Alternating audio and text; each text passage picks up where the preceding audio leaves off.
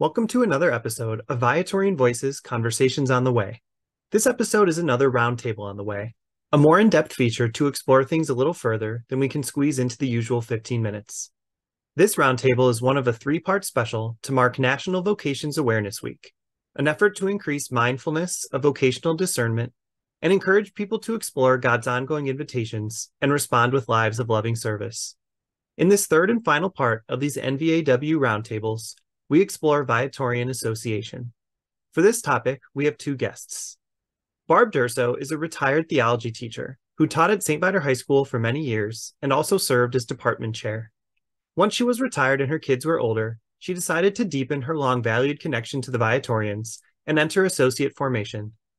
Barb became a Viatorian associate in 2018, and then on St. Viator Day this year, she recommitted for another 5 years. Curt Saindon is the Assistant Superintendent for Business Services for a public school district in the suburbs of Chicago. Curt grew up in a Viatorian parish and married a woman from another Viatorian parish. Together, Curt and his wife Kathy both became associates in 2016. They belong to St. George Parish in Bourbonnais, Illinois. I'm pre-associate Dan Masterton, and it was my privilege to host this roundtable. Enjoy the conversation. When did you first encounter the Viatorians, and what drew you to consider being more active with the Viatorian community at first, and then maybe start to consider becoming a Viatorian associate on top of it? What if we start with you, Barb? Okay. I met the Viatorians about 25 years ago when I was looking for a job at St. Viator High School. And over the years, I have to say, I've just met so many wonderful Viatorians, all with very different perspectives on life and education and their view of the future. And it was always something that I really respected and admired. And when it was getting close to retirement time, I thought, I don't want to leave this community. I want to stay connected. So I answered the third invitation to be a Viatorian associate. First two, I just thought my kids were too little. But the third time, it was like, this was the right time to say that I can do this and be more of an active member rather than somebody who says, yeah, I'm one, but doesn't have the time to commit to it. So that's when I decided it was time, and it was a really good decision. Great. What about you, Curt? Well, I was born and raised in a Viatorian parish down in Beaverville, Illinois, right, about 30 miles southeast of Kankakee. So was baptized by a Viatorian priest, did First Communion, did all that stuff. So they've been around my whole life. And then when I moved up to Kankakee right before high school, I ended up going to Bishop McNamara, which at the time was run by the Viatorians as well. So my whole high school career was around Viatorians. Other than going off to college and working a little bit in the city right after college, I've been a part of a Viatorian parish my whole life.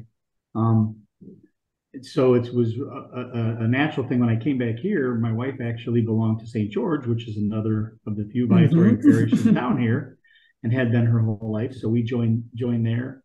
And it just was a real natural thing for me to kind of get involved in the church, to get involved in the activities. And as time went on, Father Dan Bellinger started talking to Kathy and I about kind of taking that next step and becoming a little more involved with the Viatorians specifically. And again, we were really active in the parish life at St. George. So it wasn't a huge step for us to make that commitment, but there was a lot on our mind. We didn't really necessarily I didn't distinguish the Viatorians from the church, from St. George, because I'd been around Viatorians my whole life. But really, it was eye-opening for me as I went through that process to kind of see and learn about the history of the Viatorians and how interesting it is in our area down here in Bourbonnais, and then all over the place. So that's kind of how I got involved. And our kids were young and going through school, but it was just kind of part of what we did. So I wonder if I could ask you a little bit more about how each of you were invited to the community, because I think sometimes when I talk to professed men and our associate members, there's a bit of a trepidation about reaching out and inviting someone who you think might be a logical person to join our community. And I wonder if you could think back to Father Dan or the people at St. Viator High School. Who were they? How did they reach out to you? And how did you kind of receive it and work through it and decide, yeah, I do think this is something, an invitation I want to accept? The third time, it was Father Dan Leiden, who I think recognized that I was at a place where I could do this. And the discernment process was pretty easy, just like Curt's. I've been such a part of the Viatorians for the last 20 some years, and that connection becomes a really strong one, and you want to continue working with that. I loved working with the kids at St. Viator. That was just such an incredible experience, going on Kairos with some of the Viatorians, listening to homilies, all those kinds of things. I didn't want to lose touch with that. And I think it's a really foundational piece of who I am as a Catholic in the church today. It's the Viatorian mission has just built on the Catholicism that I appreciate. But the Viatorians add something very different to that. And I think that's probably a really hard thing to explain, because one of your questions is, what makes a Viatorian associate a Viatorian associate? Right. And I think it's really different for everybody who becomes an associate. Unlike some of the other third orders that I've heard about, you have to do X, Y, and Z or you get kicked out. I think the Viatorians are so much more inviting. It's like, can you do this? Can you make this? What would you like to do? Instead of, I expect you to do this. I think the Viatorians are always inviting us to do something. And I think they see a lot of potential in people that maybe you don't even see yourself. Well, for those of you who know Father Dan Bellinger, he is not shy, and he is not afraid. He is not afraid to ask, which is probably a great quality in a priest. Whether you're Viatorian or not, you're always on the ask for something. And so I think he saw that Kathy and I were really involved in the church. Also at the time, our kids were going through maternity. St. George's small rural parish doesn't have a Catholic school, but maternity does. So their kids were going to maternity, and we were really involved in the school as well. And it didn't take a lot of asking. The biggest thing for us was making sure we weren't overcommitting ourselves and understanding that there are going to be events with our kids and times when we can't be at everything. Like with anything, you kind of pick and choose, and you do as much as you can. Sometimes we split and do double duty, and I'll do a Viatorian thing and she'll do some of the kids, or vice versa. But like Barb said, it's such an inviting group. There are also orders where there's a very clear distinction between the professed and the non-professed, and they don't intermingle, they don't work together. There's not a level of respect. With the Viatorians, I really feel like there's a level of respect and appreciation from the professed toward the associates and all that we can do and can bring to the table and can help with to enhance not just our parishes and our communities, but also help enhance their life and their ministry. They've got big jobs. They've got lots of folks they have to attend to. And we can help lighten that load sometimes. And I feel down here, at least, a real sense of appreciation from them, which really makes it rewarding, to be involved. So, and I think you two are unique, but also kind of common in that you have spouses who not only support you, but want to do it as well. And that Curt, your wife, is an associate, and Barb, your husband, is in pre-association with me. And so it becomes an opportunity for you to have another thing that you share in your faith through this avenue with the religious community, which I think is pretty cool. And I think is another example of something neat about church life that maybe not that many people know about or have had the chance to explore in the way that we have. So I think that's really cool. So let's go back to that question of like trying to articulate association, because sometimes it's really hard and sometimes it seems really obvious to just say, like, how would you describe what a Viatorian associate is or does, or what would you say to try to present the idea to somebody? I think a Viatorian associate is somebody who walks with the Viatorians, prays with them, sometimes argues with them. For me, definitely. Yeah, I agree. And I think they just keep calling you into a deeper relationship with God. And what I really appreciate is they're always challenging me to really connect with that idea of those who are of little importance. Are we called to really be servants? Where are we doing this? Where are we trusting in God's providence? So there's just so many things that being an associate allows you to do. And one of the things that I'm not sure our church always does really well is enable members to share their stories. And I think the Viatorians do that really well. We all have a chance to say, this is where we come from, this is where we're going, this is what I believe, and talk about that and share those stories. And that's a really powerful thing. So I don't think being an associate is a list of things you have to accomplish, but I think it is a way to become more involved in faith life and in an organization that keeps pushing you forward. And a place where you can just be really comfortable.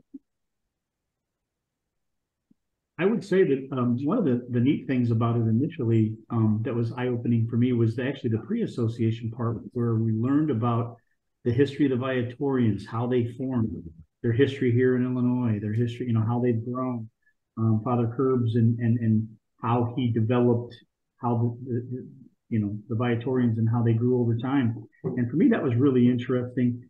And it helped me feel more connected and more a part of not just the church, or in my kids' case, my kids' school, but also the larger Viatorian order. And that our outreach goes beyond just our parish or just our schools. Everybody down here that's an associate kind of has, a mission that they do through the Viatorians, but in addition to what we might do at work, what we might do at school, what we might do at the church, and to have that support and to have the both financial and manpower and just the emotional support of helping you help tackle those problems that you're trying to deal with in your community is really rewarding and comforting. So I mean, for me, it's part of what I grew up being, but being able to take on a little bit more of an active, leadership role in my community, as well as in my parish. And previously in my kids' school, they're older now, and one just graduated and one's going to college, so they're out now. But, that's all an extension of kind of what our life's about. Yeah, and I think you put it really well. Our Viatorian formation, propels us to take on some kind of mission component of our faith, whether it's through a service project like you do in your community, Curt, or I think of the way Father Richard Pagini would help do some of the fundraising to support the Hearts of Hope ministry and all of the kind of Viatorian youth ministry that these teenagers have been doing in Pembroke Township in Bourbonnais, Kankakee area. And I think that you hit on a nice part of that, in that, like Barb said, when you share in the community life and you share in the prayer life, you see these fruits in that you feel kind of inspired to take on that next step and do those extra things.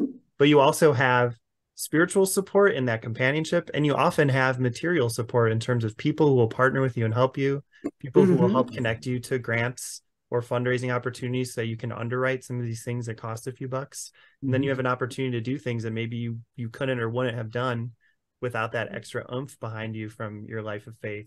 So I like the way that you describe that. It's really sharp. What, in your experience of being a part of this community and interacting and collaborating with professed and associates, what do you think associates bring to the Viatorian community? Because for over 100 years, it was just professed brothers and priests.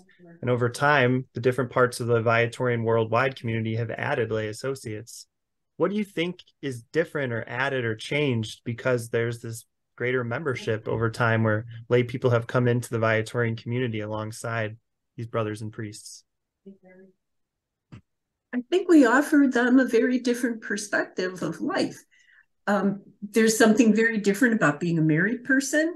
There's something very different about having to face bills and other obligations and kids and some of those struggles that we face all the time.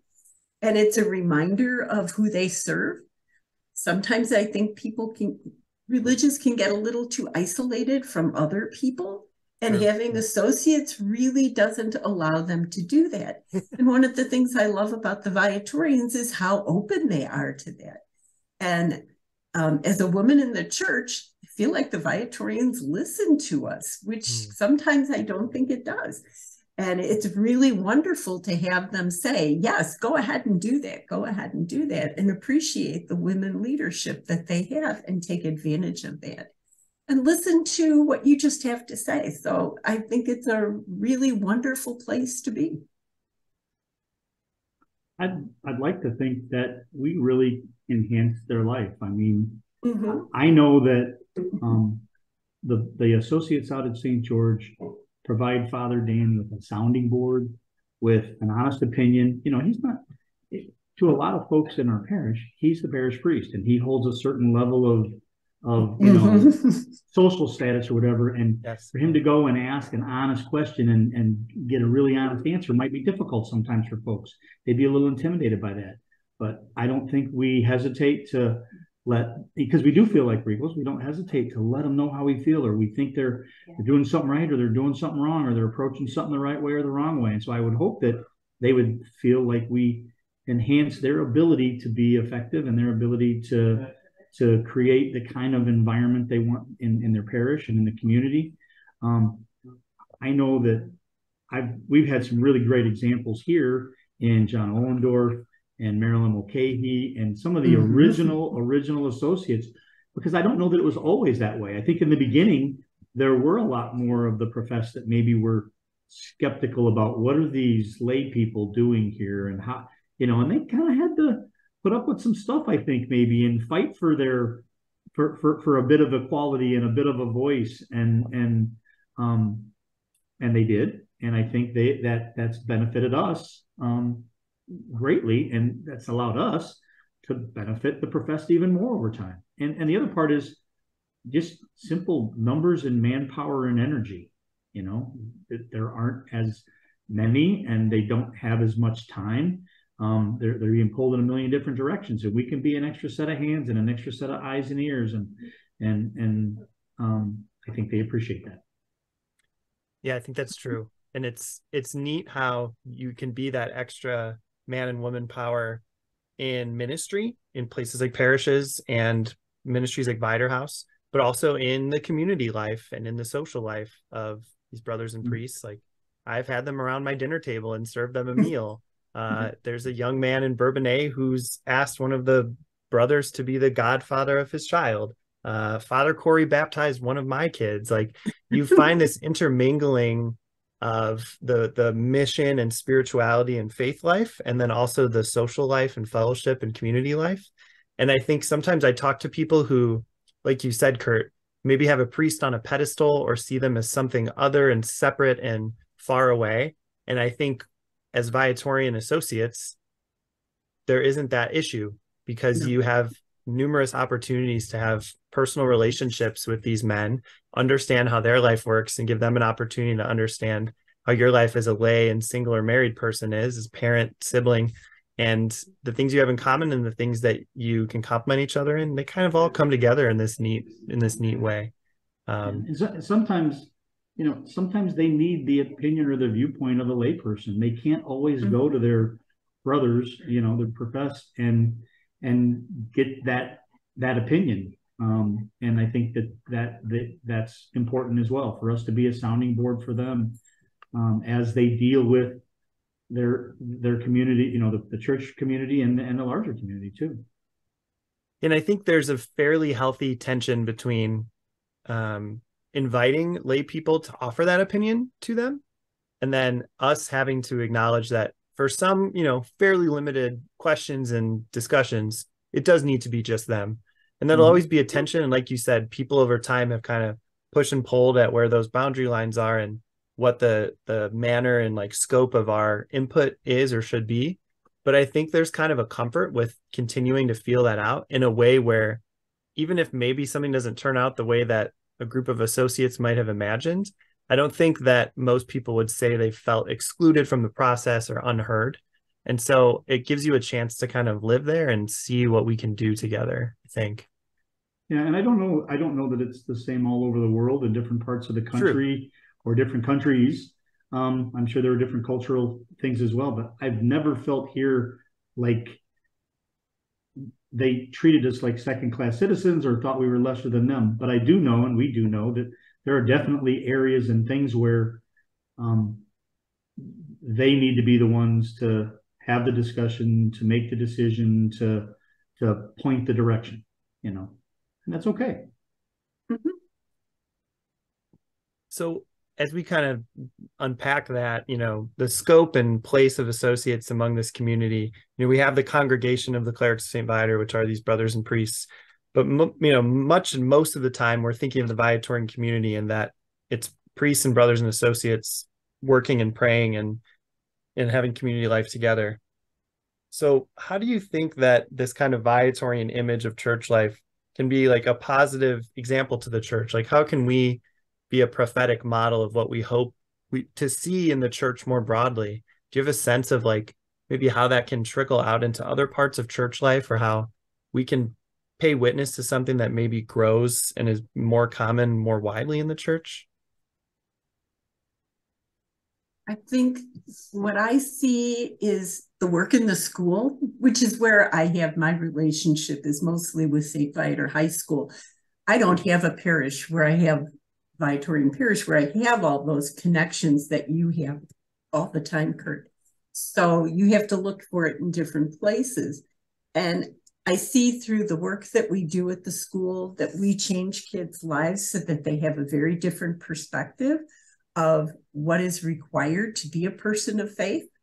I think that we've turned out some really wonderful people like you and people who are doing some really fantastic things. And I look at the work of Viator House and sitting at their fundraiser a couple of weeks ago, how many people said, working with these young men has changed my life. I don't think about immigration in the same way. I don't think about asylum in the same way.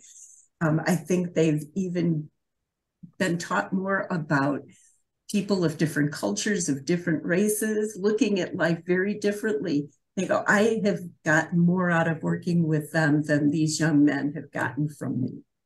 So I think in that way, we're a very prophetic group working with different kinds of people to achieve something. And I see where Viatorians go and they make a difference and they lead other people to follow them because they can't be everywhere, but people will take over those jobs and the mission continues. Yeah, having been around the Viatorians my whole life, except when I was off at college, I didn't really have much of an experience with other orders or other priests, except when I was at Notre Dame. And I think at that time, I didn't really even understand the difference between what orders meant and, you know, Augustinians versus Viatorians versus Jesuits. But for us around here, there are 3, it used to be 5, Viatorian parishes. So there's a fairly strong presence down in Kankakee, Bourbonnais area of the Viatorians. And I think they are very well thought of, and because there are a fair number of associates down here that are active in the community, I hope we provide an example for folks that are actively involved in their church and Catholic, that there can be something more than just being a part of your parish, than just, I hate to say it, going to church on Saturday or Sunday, maybe sending your kids to religious ed, and you know, buying raffle tickets at the fundraiser once or twice a year. There's a lot more there can be, if you want, a lot more to it than that. And it can become a major part of your life by serving in a greater way. And I think the Viatorians are a great example of that. And hopefully from the people that are in our parishes, encourage young people, new people, people that are retiring now and have time to be able to become part of that. And I think it's because the professors are so inviting and our associates are so proud of who we are and not afraid to say that we're Viatorian and what that means and how that translates into hopefully good things in the community. Mm-hmm. One of the interesting threads, having some conversations since I've been working for the Viatorians and traveling a little bit, and then talking to some of the men who served in places where we no longer serve, parishes we've given back to the diocese, schools we've given back to their diocese. They talk about how after Viatorians leave, you often hear how much we're missed. And you often hear how even if things are still okay or things are still pretty good, that like kind of the tone or the flavor is a little different, that there's not necessarily the same built-in equality and dialoguing and listening and invitation, and that often is missed. And the way that I've heard it described is that even when the Viatorians leave somewhere, the charism is like imprinted on the people and the community Mm-hmm. that they ran for so long. I wonder if you would see it even in places that we've been gone for decades. You would still find people hanging on to it, I think. And so I take that and I bring it into the 2020s and going forward, and I look at people of my generation and the one behind me in Gen Z who are less likely to put down roots, stay in a new hometown after college, Yeah. to work in one job and stay in one career for decades at a time, who have a different sense of things. And in that package are probably much less likely to register at a parish, show up every week, give steadily to the collection, and find a way to be socially and in service and justice involved. So I look at the Viatorian community and how we're fueled by a charism that reaches into a dozen countries and hundreds of different professed men's lives and hundreds of different associates' lives. And I see kind of a different flavor of hope in terms of like a prophetic witness, where I hope that the teens and young adults who come through our parishes and schools and our youth congress would get imprinted with the charism in a way that their faith will kind of have a different gas tank. Mm-hmm. Even if they don't find a parish that they want to register at and give to and commit to, even if they don't find a career or a new hometown where they want to settle and invest deeply in belonging somewhere, that the Viatorian charism and the Viatorian kind of like wavelength can go anywhere and can be a part of anyone in any kind of different modern packaging of life. And I'm hoping, who knows if we can get there, that as our young adults move into college and postgrad life, that can be a reality for them, and that associates and brothers and priests who can do social media and who can take advantage of virtual and hybrid formats and have the gift of kind of keeping up with people and staying in touch and maintaining relationships can help young people who come into adulthood maintain their faith because of their Viatorian foundation. And that even if parishes are closing and merging, or even if they have trouble finding a place with music ministry they like, or demographics that feel more comfortable to them in terms of like age, that the Viatorian foundation that comes with them from high school or their parish or the youth congress will be what keeps them going in spite of any of those obstacles. And so I think one of the challenges, especially for like this kind of like millennial generation of Viatorians that's starting to come into the ranks, is how can we do that? Because we might have a different chance to do it well than our parishes and dioceses will. They're going to have their own problems to solve, and we need to be a part of that too. But how can the Viatorian community offer kind of a unique solution that keeps this generation engaged in a way unique to us and what we have to offer? So well, kind of stay tuned. I do think we stay tuned is right. Yeah, I do think we have some associates now even that move away from our areas of concentration up in Arlington Heights and here in Las Vegas, and they're still Viatorians and they're still actively involved. They have to find other ways to stay connected and to either their friends back home or wherever. But they show up at the Congress in the summer, and they show up at different things, and they do things virtually, but they're still Viatorians. And I was surprised by that, because initially I thought, well, if you retire and you move to Florida, you're not going to be a Viatorian associate. Absolutely not. They're able to bring that with them, even if they're not in a Viatorian parish. you know? So it's And I pretty, think pretty neat thing. a great example of that, in the vocation office, we've made a point of going to the National Catholic Education Association conference each year. And last year it was held in Dallas. They move it around. It's been in New Orleans. It'll be in Pittsburgh next year, Orlando the year after. But it was in Dallas, Texas. And Brother John, our vocation director, wasn't available. So I was going to go on my own and kind of just cover it myself.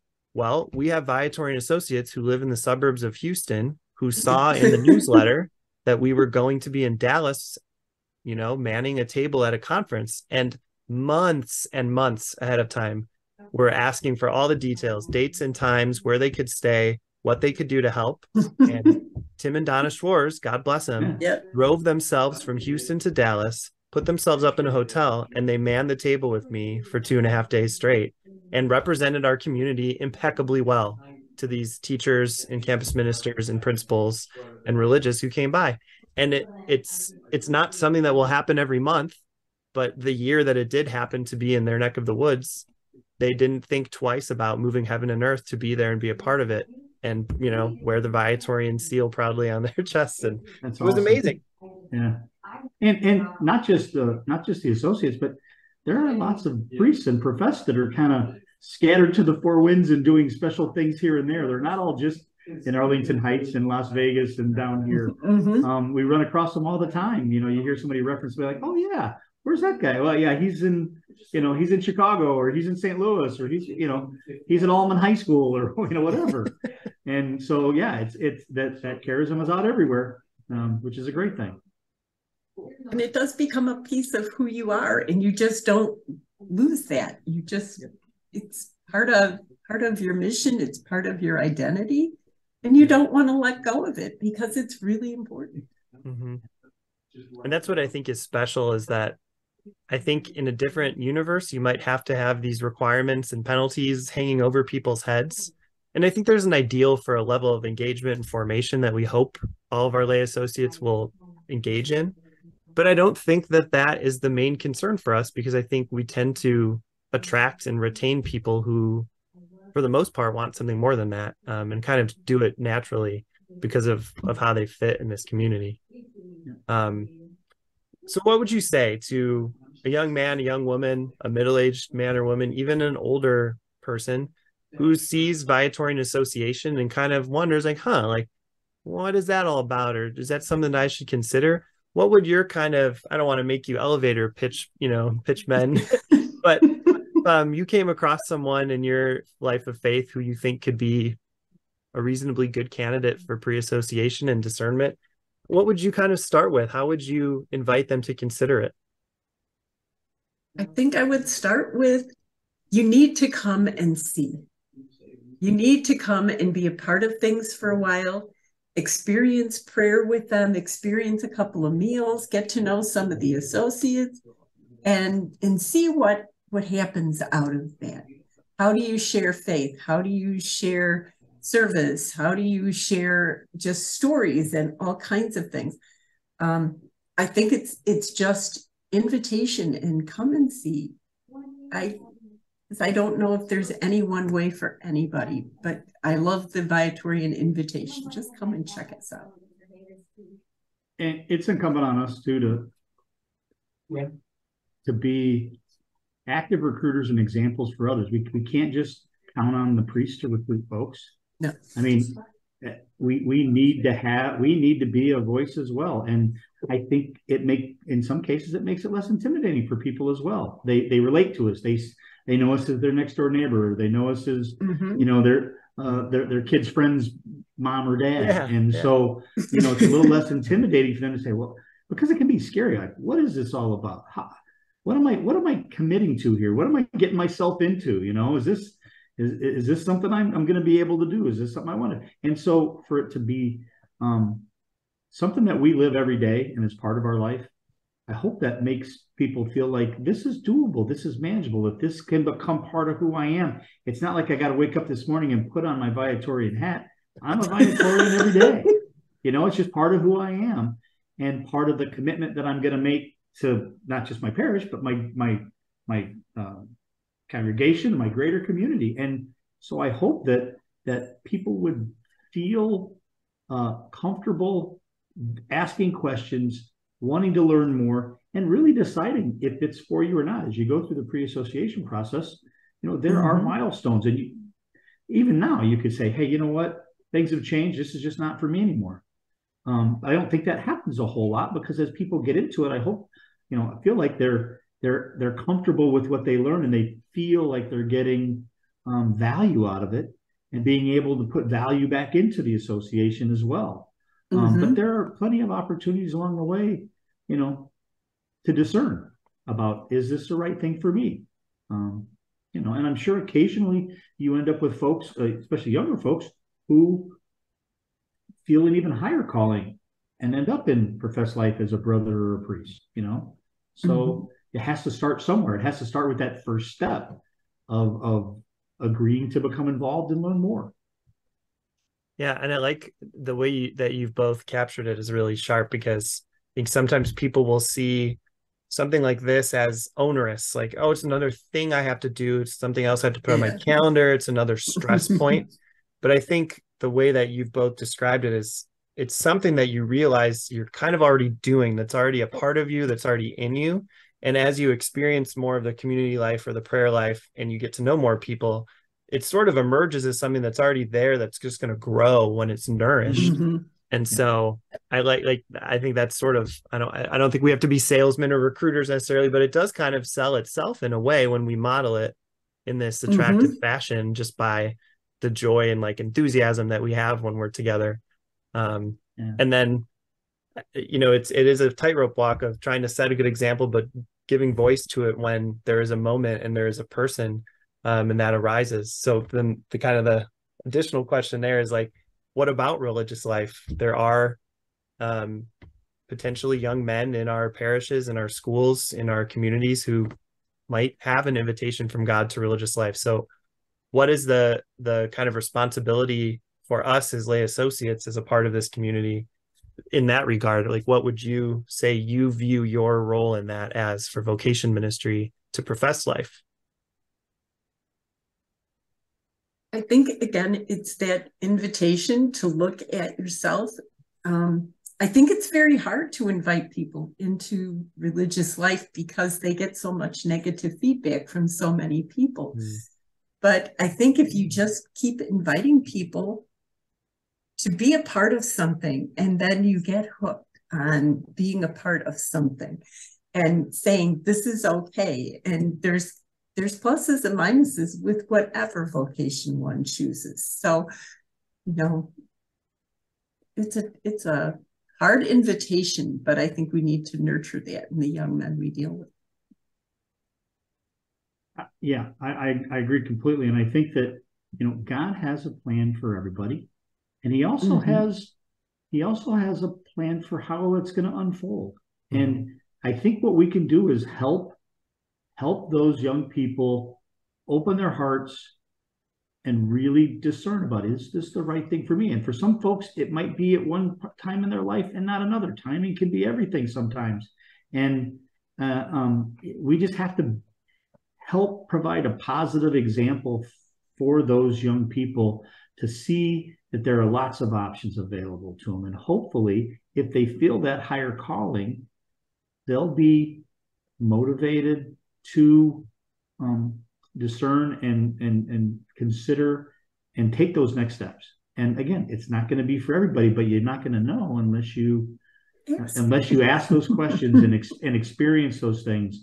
And there have been, I know folks that have started the process that have changed course, and that's just part of life. But the biggest thing is that I think for people that feel that calling, to help them not try to suppress it because of fear about the unknown or the social stigma that might go with it or whatever, to just honestly look in their heart and see what's, if that's their calling. They'll know eventually, they will, but sometimes it takes some time. I know Father Dan tells a story about how long it took him to finally, before he got to the place where it was the right time and he felt comfortable doing it, and he was doing it for the right reasons. So, I think it's Brother Rob who kind of echoes in my head. He talks about taking it one step at a time. seeing how that step fits. And when it seems right, feels right, and is, doing the right things within you, you consider taking the next step.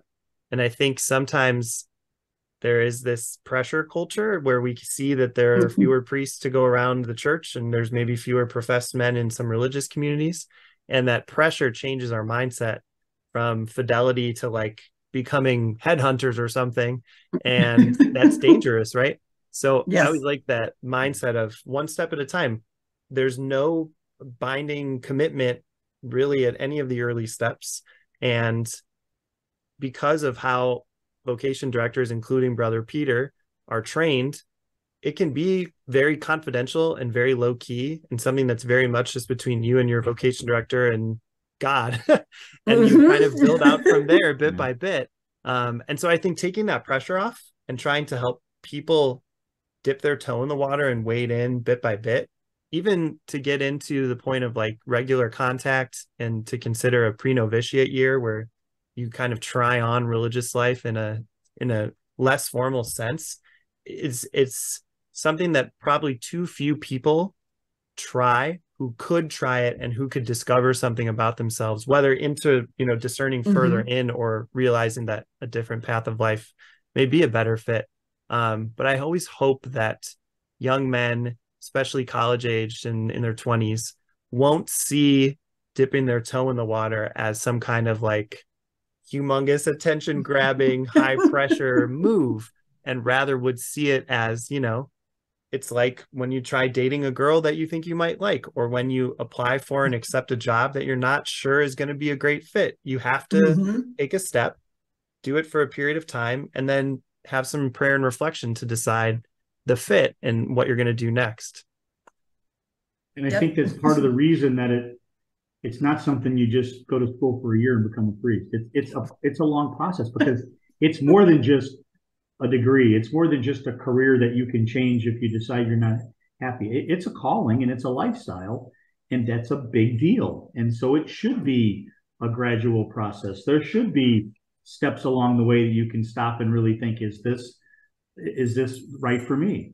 But you got to take that first step, to go down the path to see if it's even the right path or not. And overcoming that is probably way more intimidating now than it was 50 years ago and 100 years ago and whatever.